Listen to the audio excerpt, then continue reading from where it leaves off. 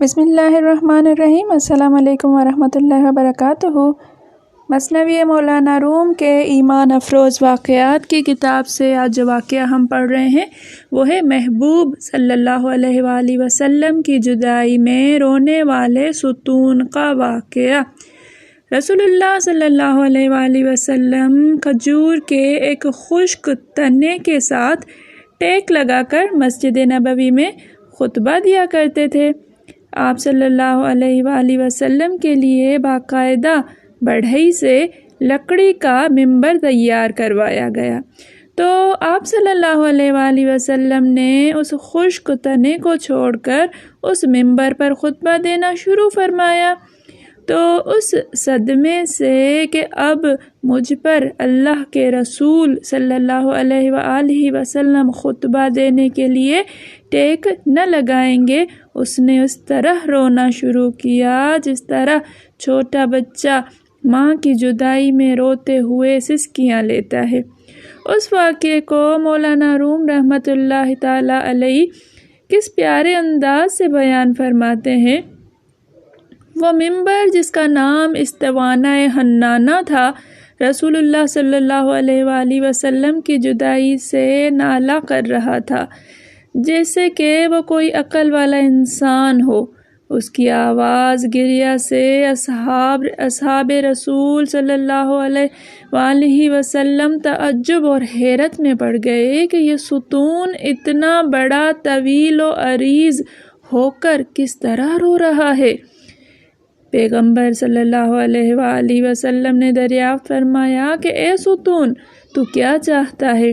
اس نے کہا، یا رسول اللہ صلی اللہ علیہ وآلہ وسلم، آپ کی جدائی کے صدمے سے میری جان خون ہو رہی ہے۔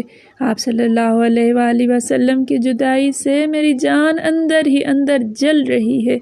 پھر اس آتش غم کے ہوتے ہوئے آپ صلی اللہ علیہ وسلم کے فراق سے میں کیوں نہ آہو فگاں کروں، کیونکہ یا رسول اللہ صلی اللہ علیہ وآلہ وسلم آپ ہی تو جان کائنات ہیں۔ میں آپ صلی اللہ علیہ وآلہ وسلم کا مسند تھا، آپ مجھ سے ٹیک لگاتے تھے، آپ مجھ سے الگ ہو گئے اور آپ صلی اللہ علیہ وسلم نے میری جگہ دوسرا ممبر پسند فرمایا۔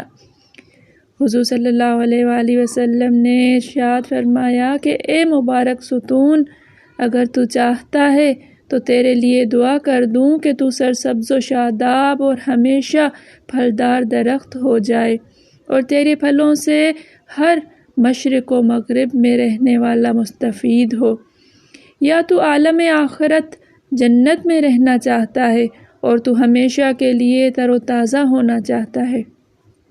استوانہ حنانہ نے عرض کیا، یا رسول اللہ صلی اللہ علیہ وآلہ وسلم، میں تو دائمی اور ابدی نعمت چاہتا ہوں۔ اب مولانا روم رحمۃ اللہ علیہ نصیحت فرماتے ہیں کہ اے غافلو، سن لو، تم کو اس لکڑی سے سبق لینا چاہیے کہ انسان ہو کر تم دنیا فانی پر گرویدہ اور آخرت سے روگرداں ہو رہے ہو، اور وہ استوانہ حنانہ نعمت دائمی کو نعمت فانی پر ترجیح دے رہا ہے۔ پھر استوانہ حنانہ کو زمین میں دفن کر دیا گیا تاکہ انسانوں کی طرح روز جزا اس کا حشر ہو۔ مذکورہ بالا واقعے سے حاصل ہونے والا سبق۔ اس واقعے سے ہمیں کئی سبق حاصل ہوتے ہیں۔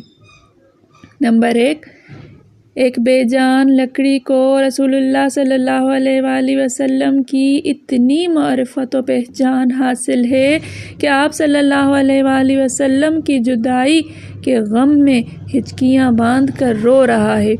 دوسری طرف ہم عقل و شعور والے بلکہ رسول اللہ صلی اللہ علیہ وسلم کی محبت و عشق کے دعوے دار ہیں کہ بے دریغ رسول اللہ صلی اللہ علیہ وسلم کے احکامات کو قربان کرتے ہیں۔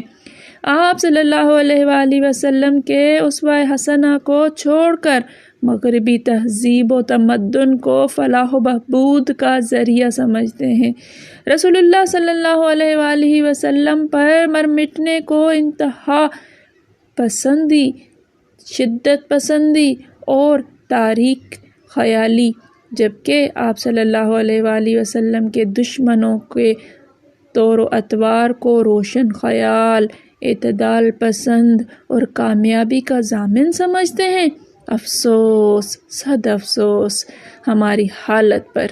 اگر اس ستون نے بروز قیامت ہمارا گریبان پکڑ لیا تو مسلمانی کے سب پول کھل جائیں گے۔ اللہ تعالی ہماری حالت پر رحم فرمائے۔ اس ستون نے دنیاوی ترقی ہمیشہ کے لیے پھلدار اور سرسبز و شاداب اور مشرق و مغرب کے انسانوں کے لیے مرکز توجہ بننے، قیامت تک حاصل ہونے والی شہرت پر آخرت اور جنت میں آپ صلی اللہ علیہ وآلہ وسلم کے ساتھ کو پسند کیا۔ واقعتاً وہ لکڑی کا خشک ستون بڑا عقل مند، بڑا عاشق، بڑا عارف تھا، اور ہم عقل مند، تعلیم یافتہ، دانشور پتھر اور لکڑی سے بھی گئے گزرے ہیں۔